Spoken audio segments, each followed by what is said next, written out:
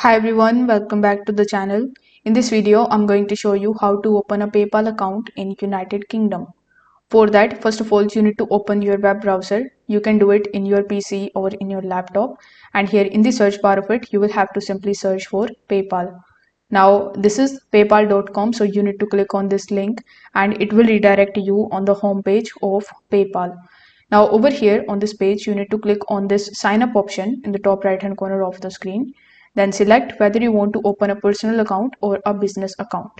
Now, after selecting the option, you will have to press get started in the bottom, and then it will take some time for security challenge, and then you will have to fill out this captcha. So after filling it, it will redirect you on this page where the first thing that you need to do is to simply change your country. So here you need to click on this drop down menu and you need to simply select United Kingdom from this list. After that, wait for some time until it refreshes the page for you.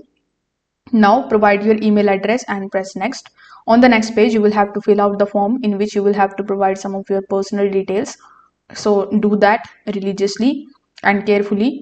Then you will have to create a strong password for your account, and you can use that email and your password in order to log in into your account. Basically, it is very straightforward process. You will have to fill out a form and you will be able to open your PayPal account in the United Kingdom.